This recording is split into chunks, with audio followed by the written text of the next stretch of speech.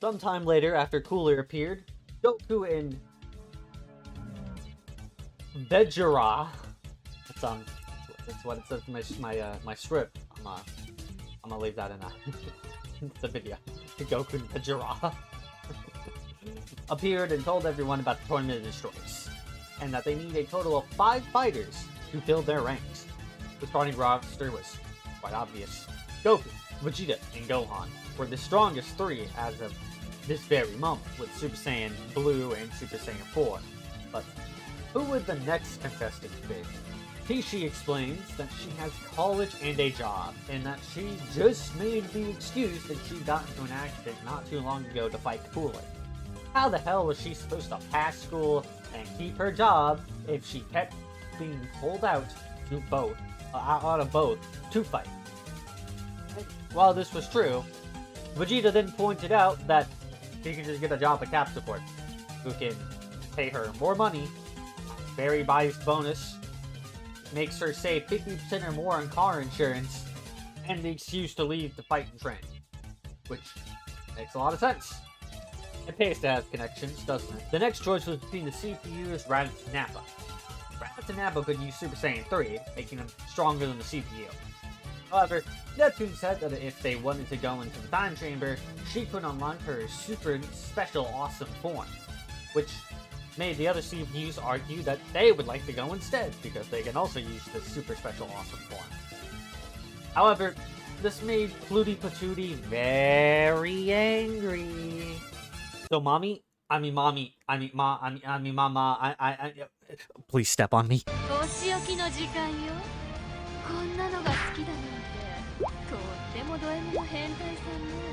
This made Madame Goddess slam her foot down and told them all to sit the fuck down. She would be taking the 5th slot. And everyone immediately felt bad for Universe 6. It was not going to be a pretty time. Spoiler alert. After that, everyone had 3 days to prepare. So Goku suggested the hyperbolic lion tamer. It should be noted that Vegeta, Tishi, and Plutia have not been there before. But Goku and technically Gohan have. Let me explain. You see, Goku trained with Neptune before the Android Saga, where Neptune learned HDD, if you recall. Gohan had gone in between the events of Cooler and Part 2, which happened off screen. I didn't explain that to you, but that's where Gohan learned Super Saiyan 4. That's why he looks like an adult. Which was done the GT method, by the way, because we are GT Super Saiyan 4 fans in this household. However, Gohan had been there before by technicality. Also remember that Neptune got pregnant with Gohan while they were in the time chamber. Now, for the sake of plot, I'm going to say that this doesn't count towards Gohan's time in the chamber, but you could make a technicality that Gohan can't go in there for a full 2nd year because he would have spent a couple months pregnant. He wouldn't have been pregnant. He was inside Neptune for a couple months while she was pregnant with him in the time chamber. This is very hard to explain, but I think you understand what I'm trying to say. With that, let's move on, shall we? The first day, Goku trains with Vegeta, using the rest of Goku's time. The second day, Pishi trains with Iris Heart, who she actually has no problem with, really.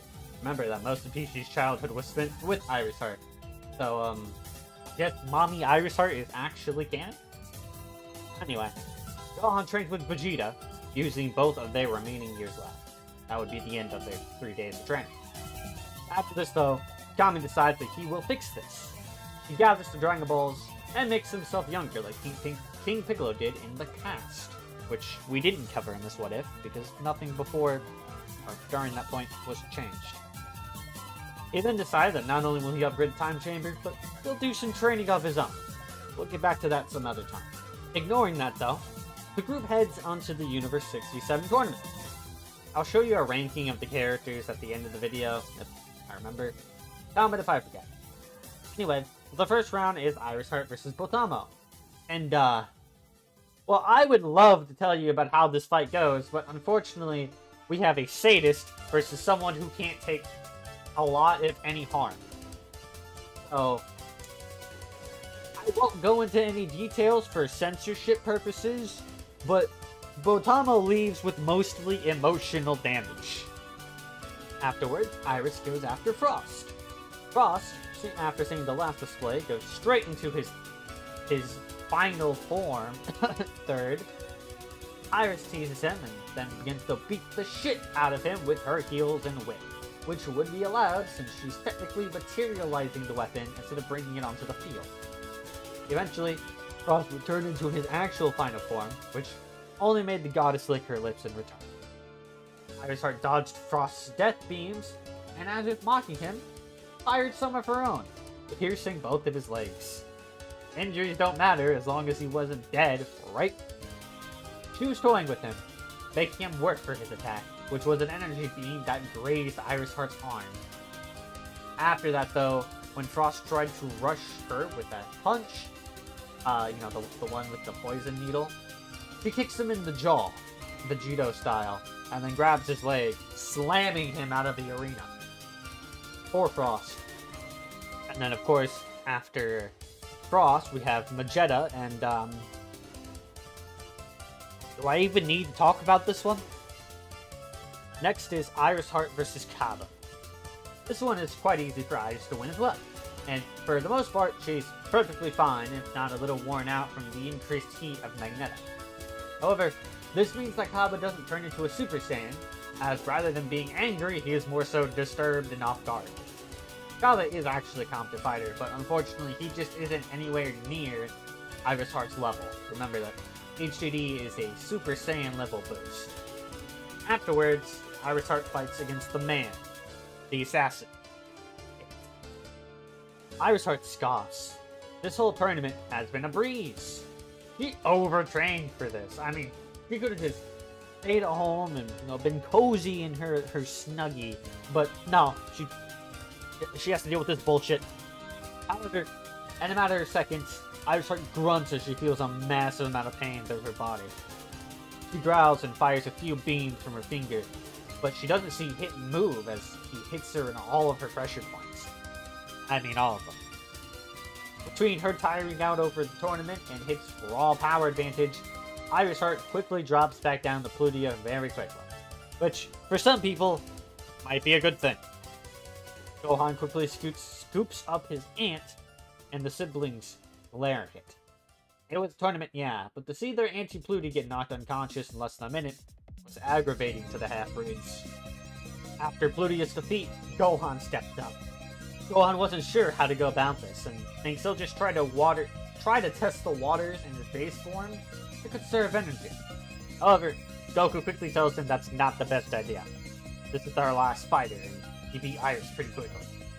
Gohan nods and turns to a Super Saiyan 2. He's quickly overwhelmed in the first 30 seconds though, and tries to keep his distance with Ki Blast. This doesn't work either though. Gohan then powers up to a Super Saiyan 3, and although he's taking the hits better, he's still overwhelmed by what appears to be his raw speed. Doesn't understand. Jocko would then reveal that he's using a time skip. Yes, Jocko is in this situation, this scenario. I just never saw the point of bringing him up before. And Hit would also confirm that he can skip time. His beat off is unskippable. Anyway, Gohan transforms to a Super Saiyan 4 after that. Now as a Super Saiyan 4, Gohan tells Hit to come at him. And so Hit does, hitting Gohan a number of times. This time, Gohan braced himself to take all the attacks, before landing a devastating blow to his body, followed by a flurry of lesser but much quicker attacks. He then tries to swing a hit at Hit's head, but Hit uses his time stop to dodge the hit and land another flurry of hits. How many times can I say hit in a single sentence? Gohan is stronger than Hit, but Hit attacks pressure points and was using time skip. Not to mention, between the damage he took from Super Saiyan 2 and 3, and tanking damage as Super Saiyan 4 to counteract Hit's time skip, Gohan eventually falls unconscious. The referee starts counting down. Then, Gohan wakes up, jumping and yelling, "I got you!" and gut punching Hit harder than he's ever been hit before. Gohan then fires a point-blank Kamehameha, which flies right past the Universe 6 stands, nearly hitting their God of Destruction. However, after the blast dissipates, Gohan receives a blow to the back of the neck. His blast had missed hit just barely. He jumps out of Super Saiyan 4 to his base form. Nice attempt, but fortunately just not good enough. Next is Vegeta, the third strongest on the team. I know what it is. Now, unlike the manga, Hit is injured, and Vegeta is not exhausted. And Vegeta knows Hit's technique. So, Vegeta turns to a Super Saiyan God rather than a Super Saiyan Blue. Now, I should note in my what ifs, I make Super Saiyan God and Super Saiyan 4 have the same multiplier of 100 times Super Saiyan 3. However, Gohan was weakened by fighting in Super Saiyan 2 and 3 first. But not only that, Vegeta's base form is higher than Gohan's due to him training with Whis. Vegeta quickly defeats Hit with an explosive wave, which Hit can't dodge, and wins the tournament. And there you have it for this part. I gave Vegeta a win against the dildo. Did you predict everything that was going to happen? Did you think I was going to give Mommy the main role?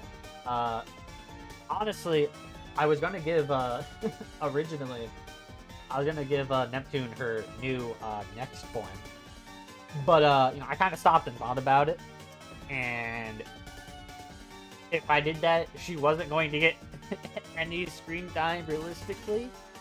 So, it's been a while since Plutio's done anything in this what if.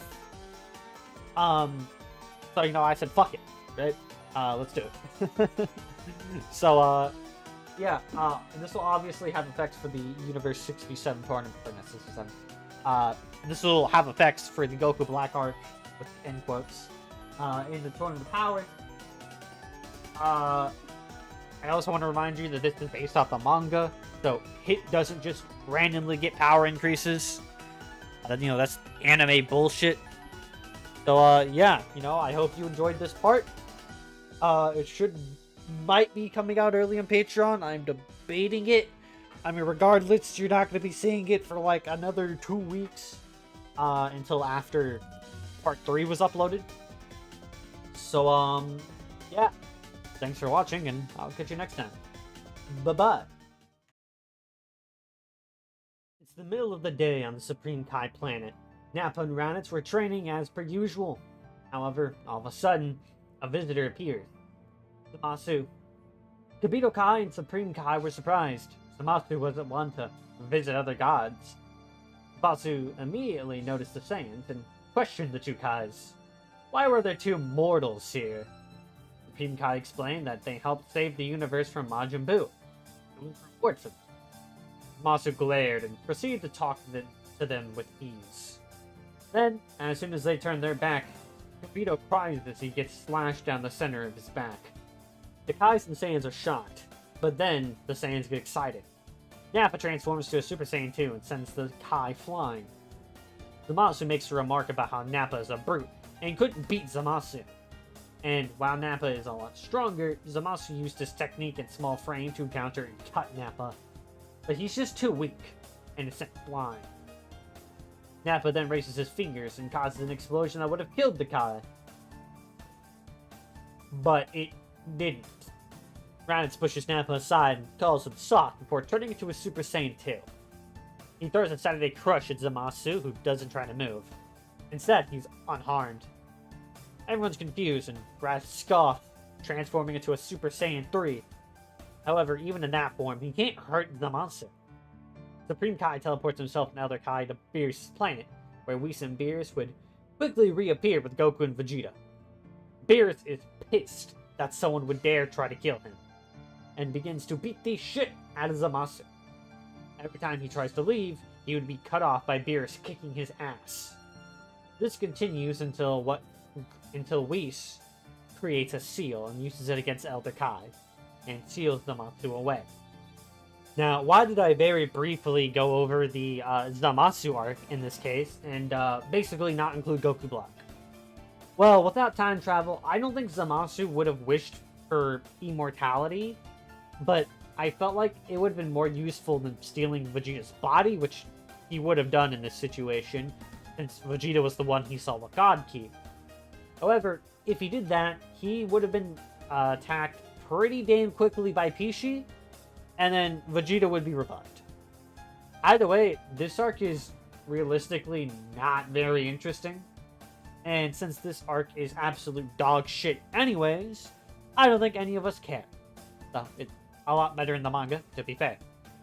Anyway, this moves on to the top. But SMDBZX, how does the Tournament of Power happen? No one became friends with Zeno. Well, we just never went over it. And for the sake of plot, Neptune had actually visited Zeno and suggested the idea. Because Neptune knows things. So, here's how we're doing this. I'm not going over every single fight. I will only be going over the major events briefly. And skipping the rest. Because there are 80 fighters in the Tournament of Power. You don't remember most of their names. I bet you struggle to remember anyone who isn't Jiren, Dispo, and Top. So I don't see the reason to go over every single fight that would happen in said Tournament of Power. We also don't want to sit here for that long. And besides, we're following the manga continuity, and in the manga continuity, most of the participants get knocked out within the first few minutes. So, you know, it's very different from the anime. But let's go over our team, shall we? Our first team member is obviously Pishi. She's the strongest person in this continuity. At this point, she's learned how to access her SDD form, Saiyan Drive Divinity, making her twice as strong as completed Super Saiyan Blue. I don't think I've ever specified this or not, but yes, when I refer to Super Saiyan Blue, I refer to completed Super Saiyan Blue because this is the manga continuity. Kaioken and kind of evolution don't exist in this continuity. Next is Goku and Vegeta, who would have completed Super Saiyan Blue. There's not much to say here. They're likely a little stronger than in canon, but not a noticeable amount. Then we have Neptune, Block, Noir, and Vert, who all have access to their next form. The transformation multiplier is equivalent to Super Saiyan Blue, or completed Super Saiyan Blue. However, their base forms are weaker than the Saiyans, which would, by proxy, make them weaker than completed Super Saiyan Blue users. After that, we have Gohan and Trunks. While they don't have much actual combat experience, with Cooler being their first, and by their first, I mean Gohan's first actual villain, they are far stronger than most of the people in their universe. Gohan being a Super Saiyan 4, and Trunks having his ultimate form. He was slacking off quite a bit, but after training in the Time Chamber upgraded by a now young Kami, he and Gohan had got some last minute training to throw off the rust, and get stronger, of course. That brings us to member number 10, our final member, which would be Plutia/Iris Heart. Unfortunately, she is by far the weakest on this team, because HDD is equivalent to Super Saiyan.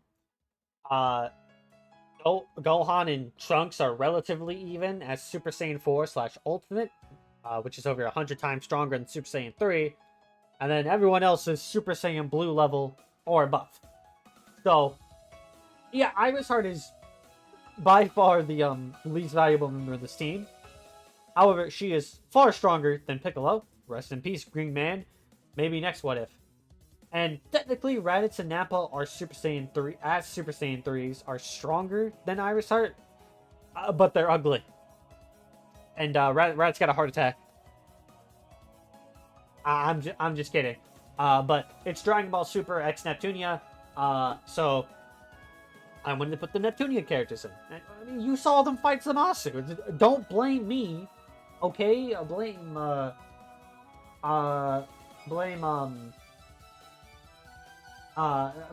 you know what? Blame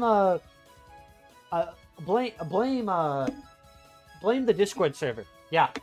Blame the Discord server, which is in the comment section down below. You should, or description. So you should totally go into the description, join the server, and go tell off the server for not introducing Raditz and Nappa, your favorite characters, in the Tournament of Power. You should definitely do that. Anyway, enough of my rambles. Let's keep going. Starting off, the CPU would go off into one group, Trunks and Gohan into a group, Pishi and Plutia into a group, and then Goku and Vegeta are like, nah, I'm gonna do my own thing. So, let's go over the most important matchups for every group. Our first fight that we are going to be covering is Pishi and Plutia versus Universe 2's Ribrianne Kakunsa. I don't know how to say her name. The hot cat lady, okay?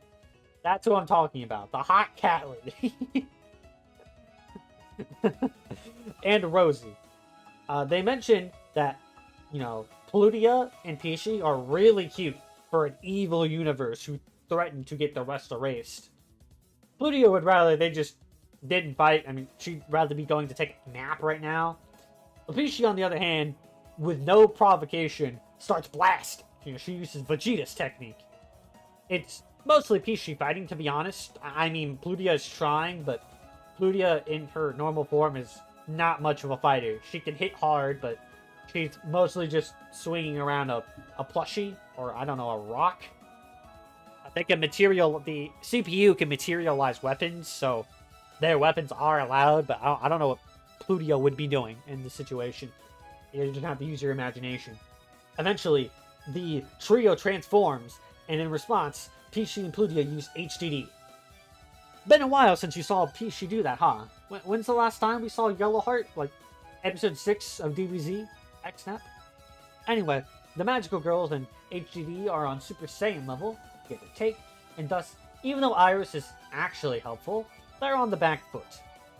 Yellowheart gets pouty because her personality still changes and glows brightly, giving a shout as she powers up into her SDD form. Now in SDD, everyone is shocked aside from Universe 6.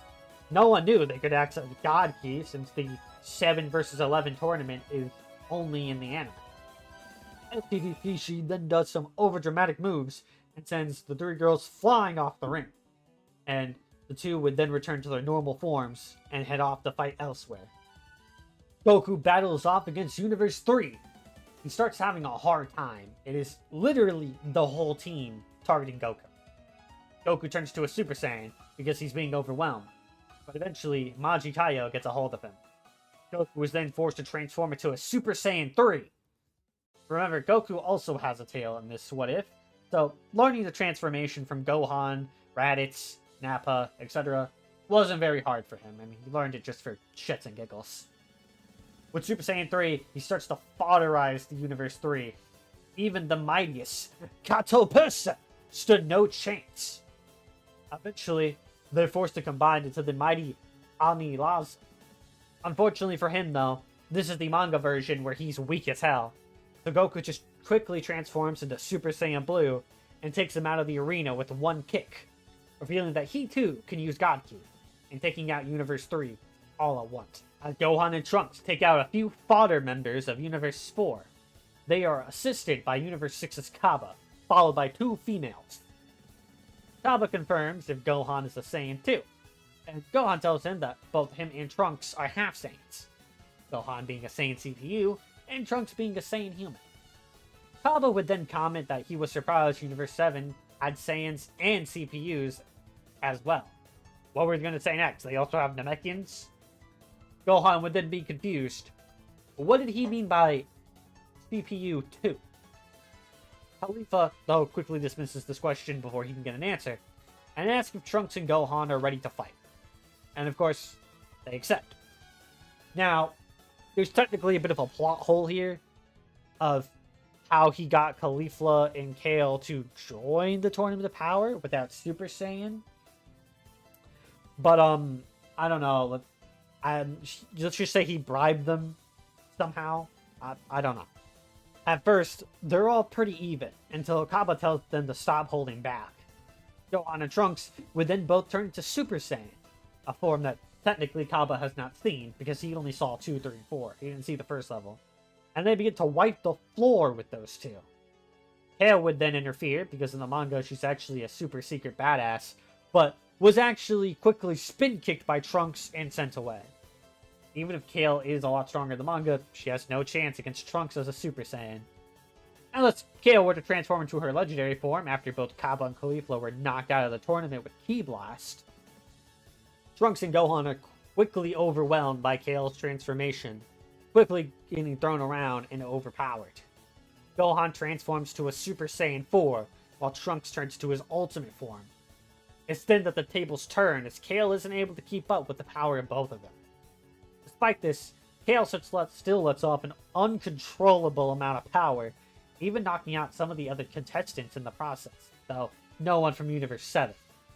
Gohan and Trunks combine a Gallic Gun with the Kamehameha for engulfing and defeating the legendary Super Saiyan. So we don't get Kefla in this, but I didn't think it made sense for it to happen in this continuity. So, again, we'll move on. As Vegeta takes out even more Universe 4 fodder, Hit approaches him and wants to settle the score. Vegeta transforms to a Super Saiyan God and says that he's got stronger. As the two begin the fight, though, Hit stops time, hitting Vegeta multiple times. Oh god, we're going to be saying time and Hit a lot again, aren't we? Vegeta falls to a knee, and Hit explains that not only has he been getting stronger, he's learned how to fight better and improve his time skip to 1 second. Meaning that even though Vegeta is still stronger by a bit, he is unable to defeat Hit now. Vegeta would then laugh and explain that he never went all out in the last tournament, and transforms into his completed Super Saiyan Blue, revealing that there are 3 members in Tournament of Power of Universe 7 who can use God Ki. And that's where we're calling it here. I reopened my Patreon during the middle of this, which will give you content up to a month early right now. Maybe 2 months if I make a Super Member 2 tier, but no exclusive content. And in the next part, we will be covering the Tournament of Power further. So, until then, see you later, and have a good day. As Vegeta transforms into Super Saiyan Blue, just like Pishi and Goku, his power draws the attention of the others. Before anyone can interfere, Hit and Vegeta begin their clash. With the power boost of 50 times or more, Vegeta is keeping up much better than before, and is in fact overwhelming Hit again. You see, here in this channel, we use something called the Goal Boost. I made a brief video where I explained the phenomenon, but basically, since Hit was only aware of Super Saiyan God Vegeta's power, and only the brief amount he was able to see since he can't sense God Ki, Hit is completely unprepared for this explosion of power. Vegeta lets out a strong right hook into Hit's gut through his time skip, and then releases a large Ki blast which knocks Hit out of the tournament. Although it's not like Vegeta came out of it unscathed, he turns back to his normal form and goes to take a breather. Meanwhile, our group of CPU are confronted by the Trio de Danger. It's 4-3-2, but as Noir is about to boast, Neptune up and disappears from the arena. Noir yells out, annoyed at Neptune, but whatever, it doesn't matter. The 6 of them start fighting. Vert fights Basil, Noir fights Lavender, and Bergamo fights Blanc, which in my opinion, that last one is probably the most accurate matchup. Meanwhile, Neptune jumps around some debris, why is debris spelled with an S? That's spelled debris, but it's debris? It's debris. I don't like English. I'm gonna leave this in the video. Anyway, looking for a power level, she senses that something that catches her attention. She then receives a Ki blast, which Neptune hastily dodges into a backflip. To her attention comes 2 individuals our Neptunia fans should know fairly well, Uzume and Maho. The 2 girls are impressed Neptune dodged, and more impressed that there are 5 whole CPU in another universe. Neptune would correct them that there was technically 7, given that she had 2 kids, but how did the other CPU know that? How did they come to exist in the first place? The 2 girls would explain they're not quite sure how it all works, but they were born from the Dragon Balls on their planet. Neptune nods along and mentions that there must only be 2 of them because SMDBZX didn't want to fill the whole Universe 6 with either fake CPU or pretending CPU candidates who are acting as main CPUs. Because in actuality, they're the CPU candidates, but we'd have to do a lot of pretending, and I don't feel like doing that. Which was true, but fuck you, Neptune, for breaking the 4th wall. Meanwhile, with Noir, she's kicked back and bounces off a boulder, coughing as she notices her skin turning purple. She's confused on what's going on, and Lavender would laugh loudly, monologuing that he has poisonous breath and fist that will tear their opponent up from the inside out. If she doesn't get help soon, it'll be fatal. Noir grits her teeth and sits up, turning straight into her next form and proclaiming that she'll just have to beat the shit out of Lavender before that happens. Blanc goes HDD, however she's noticing the more she fights Bergamo, the stronger he seems to get. Whiteheart sneezes Bergamo hard, following up by a flurry of strong punches and kicks, and then summons her axe and slams it into him, sending him flying. The Universe 11 Kai would call that she should be disqualified. That was using weapons was against the rules. However, the CPU's weapons were made out of their own ki, materializing it into physical objects, and thus it was not cheating in the same way that those with wings could fly. Speaking of which, HDD also gives them wings, in case you've forgotten. So, Whiteheart is able to dash forward with flight and continue to beat on Bergamo. However, the more she hits him, the bigger and stronger he would get, to the point where he sends Whiteheart flying into a boulder. She spits out some blood and wipes her lips, calling him a, and I quote, furry-ass motherfucking bastard, end quote, before using one of her only 2 ideas left.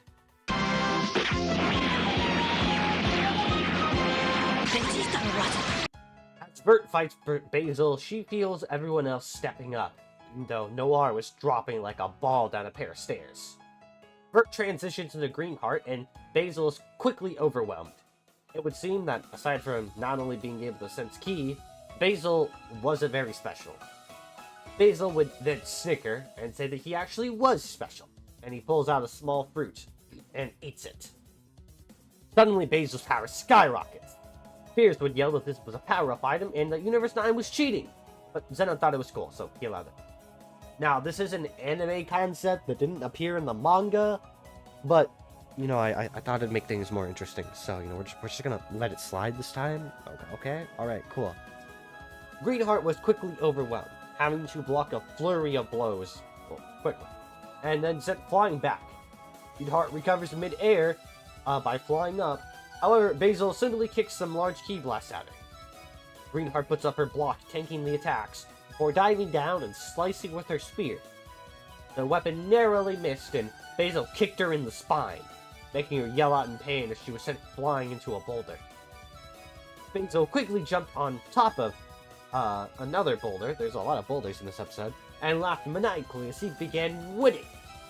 But then, Greenheart powers explode as she turned into Next Green. It was at this moment he knew. He fucked up.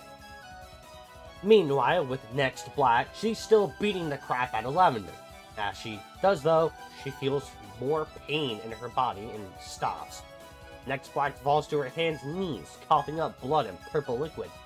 However, she's done so much damage to Lavender, he was out cold. Seeing her vision begin to fail, she gets up and grabs Lavender by the tail and drags him to the edge. Every step she feels her power dropping. Her legs are wobbly, her vision blurs more and more. Just as he reaches the edge, her power wears out. She turns back to Noir, falling. However, Noir lands just on the edge. Half of her body is hanging off, while the other half is still on. Vision begins to fade to black for a few moments, but then she weakly stands back up, getting just enough strength to drag both her and Lavender off the edge. However, as Lavender is dragged off with her, they're obviously both disqualified, meaning Noir is the first member of Universe 7 to be disqualified. But, considering the first member of Universe 7 lasted longer than like 50% of the tournament, things are still looking good. Whiteheart, seeing as the most powerful technique in Dragon Ball didn't work, transforms into Next White. And although his power is increasing dramatically, Bergamo cannot keep up with the strong blows Next White is hitting him with. Eventually, she cups her hands and fires a point-blank Kamehameha to launch the wolf out of the arena, before turning back to normal. She sees a large flash in a nearby area, which was Next Purple, and heads that way. I feel like I should just say the same thing about Next Green, since Basil doesn't stand a chance, but why is Next Purple appearing? Well, let's talk about that. Well, after their lovely introductions, Neptune begins to fight the two Universe 6 CPU. They were both roughly even in power, so Neptune was having a hard time. She was even materializing for two swords, but that still wasn't giving her the edge. After blocking a double kick and backflipping away from the Ki Blast, Neptune activated HDD, transforming into Purple Heart. Purple Heart would then brag, saying that even if they worked together, they couldn't beat her like this. Uzume and Maho then activate HDD, turning themselves into Orange Heart and Gray Sister. Now, this is kind of a plot hole, kind of not, because, Gray Sister is not a CPU, she's a CPU candidate, but CPU candidates kind of can't exist, since in this series, CPU do not rule nations, and so there wouldn't be a candidate, for anything. But for the sake of the lore, we're going to be calling Gray Sister Gray Heart. And I'll just remind you, she reappears in the future. Good? Great. So Purple, Orange, and Gray Heart would start fighting in the sky. Purple Heart, however, would be overwhelmed very quickly. Starting the fight, she gets distracted by watching Black Heart get tackled off stage, but is punished for this by being sent flying back into the ground. When the other CPU land, Purple Heart stands up and smirks. Orange and Gray Heart say how Neptune is so totally awesome, and that if she was in a gacha game, she'd totes be a UR. But then Purple Heart asks, what will you do about the next transformation? Pun intended. Before turning into Next Purple. As Next Purple appears, she quickly overwhelms the other two CPU. It's shortly after that where Blanc and Vert rejoin Next Purple. The two CPU grit their teeth and huff, as they would reveal their trump card. Next Purple raises an eyebrow. Can they send the next as well? Because even if they could, Blanc and Vert can do it as well. It will be a 3v2. But despite this, the Universe 6 CPU seemed confident. And that's where we're ending it here. I know we voted for this to be a super long part, but that was 2 weeks ago. When, well, first of all, I was still writing the script, right? There's that. And then also, I got sick. Yeah. You could probably still tell that I'm sick. But I'm a lot better. But basically, I've gone a whole week without writing anything or, recording anything. So, I kind of need to catch up because, I'm trying to keep my, I'm trying to get things pre-recorded and uploaded, so that, people have a reason to go to the Patreon, which, you should do and support me. $3 a month. That's pretty cash money, if you ask me. But no, you don't have to. There's no exclusive content there unless a video gets copyright stricken, in which case it will be a Patreon only. But no, that's the only reason a video would be exclusive. Normal videos not going to be exclusive unless they get copyright stricken. That aside, yeah, I'll see you guys next time. Goodbye. Orange and Gray Heart, which is Gray Sister in the canon Neptunian continuity, come together. They declare that they will use their secret weapon to defeat them.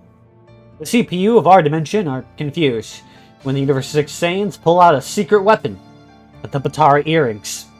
However, our CPU don't know what those are. Remember, this story, fusion, has never been done before.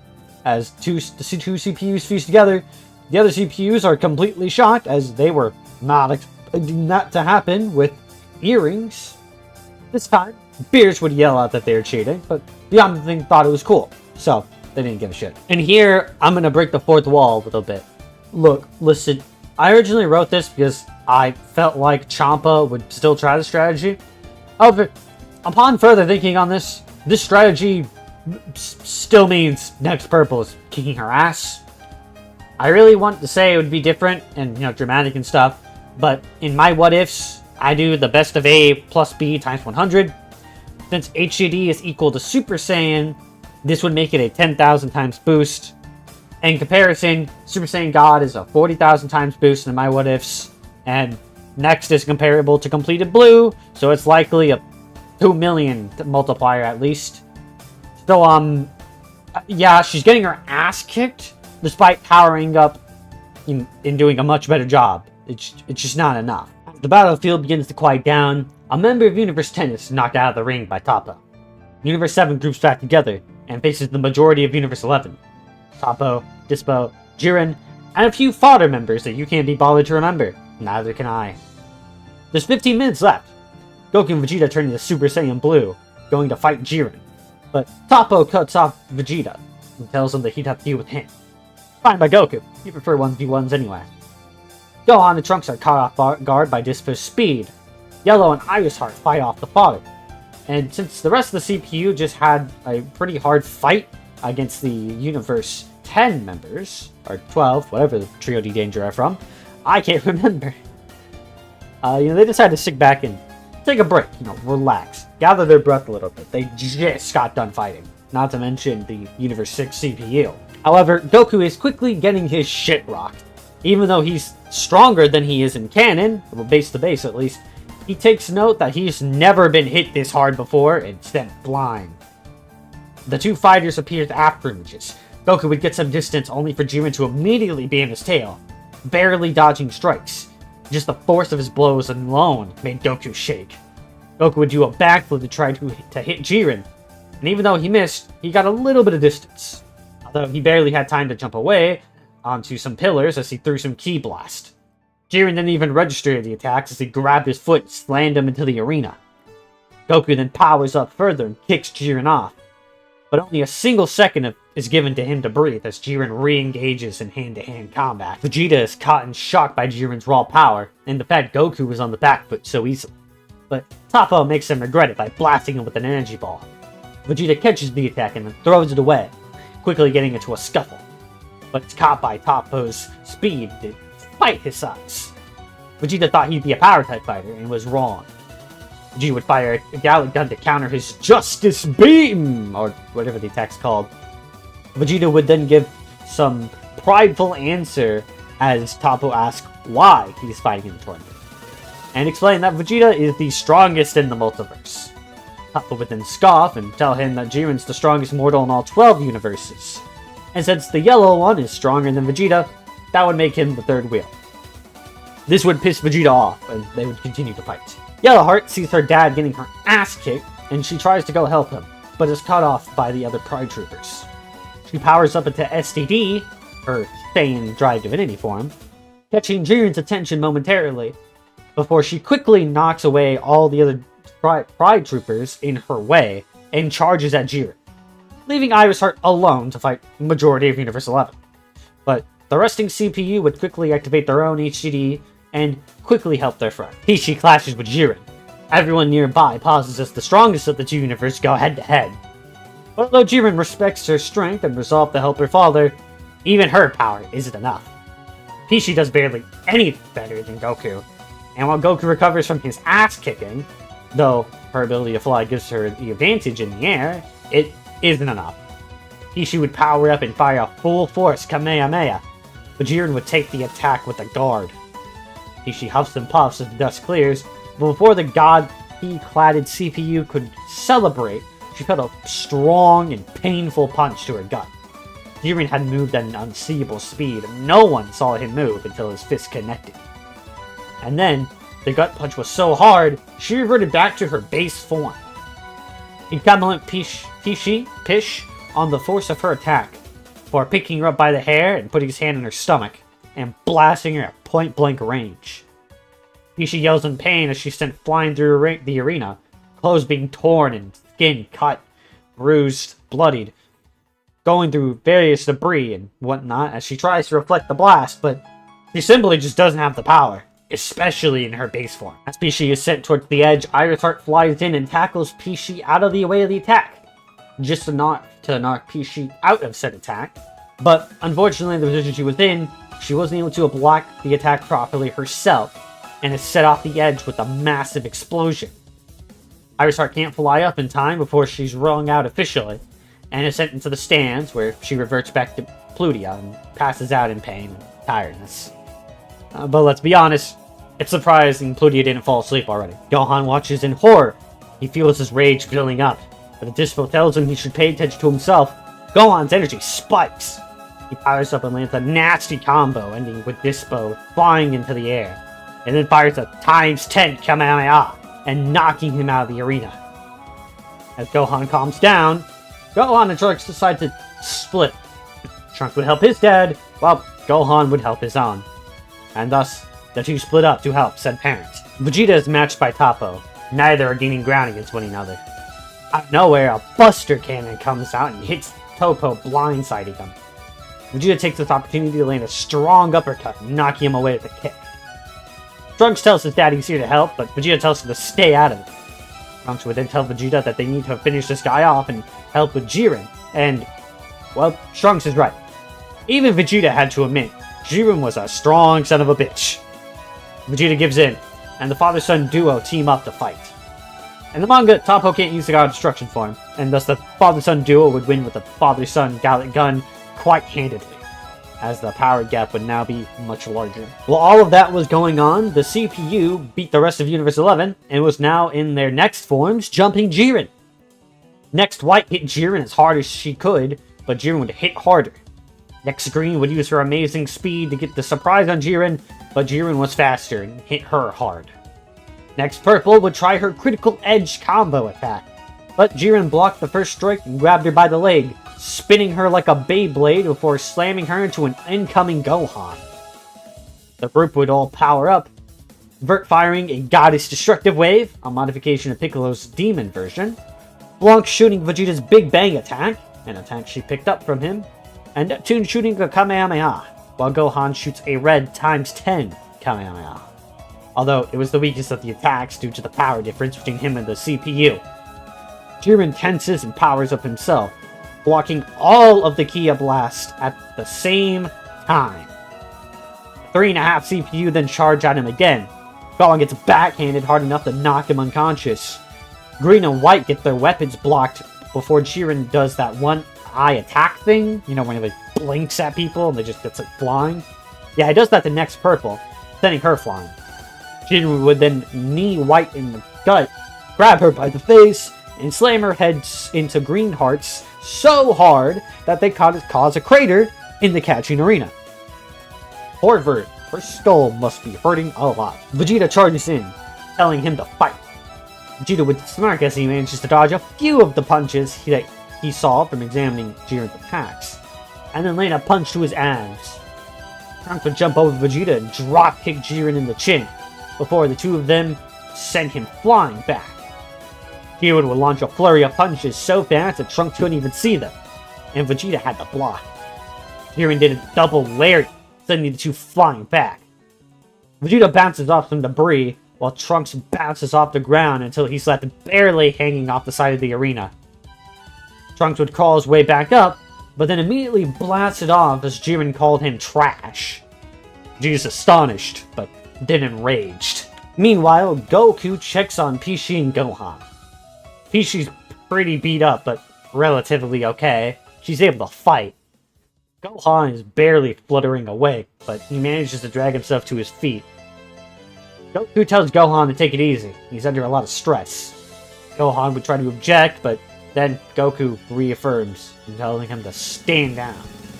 He's gotten a lot stronger in these last few years, but he's out of his league. This hurts Gohan to his core, but with 10 minutes left, maybe he could just outlast the timer. And yeah, to recap, in the span of the last 5 minutes, all but Jiren of Universe 11 have been knocked out of the arena, including Pluty and Trunks. Purple, White, and Green tried to attack Jiren again.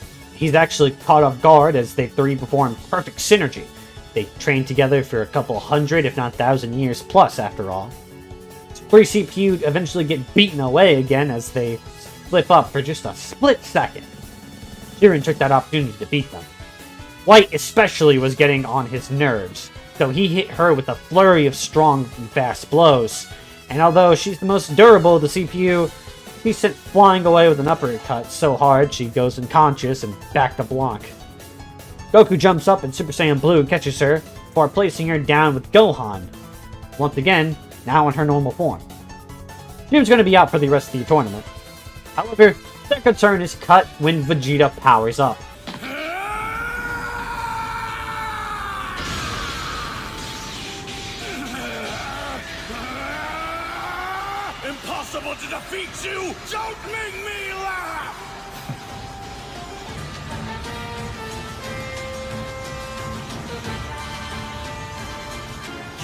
claim I'm no threat to you. I assume that means you won't act like a coward and try to avoid this blast! Bring it. Final blast!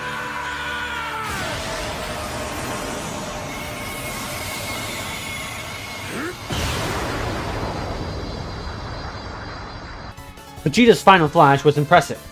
Everyone was shocked. It was the most powerful attack seen in the tournament so far. However, it wasn't enough, and Jiren manages to defeat him. Oh, he's not knocked out of the ring, simply knocked out of blue for a bit.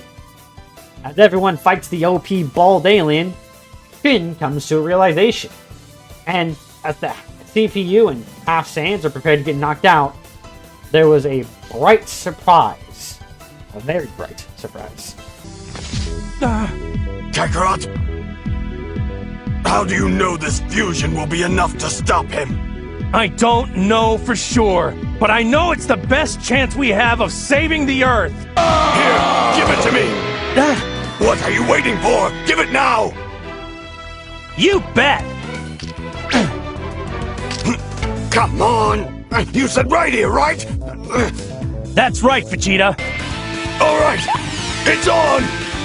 Great! Thanks, Vegeta.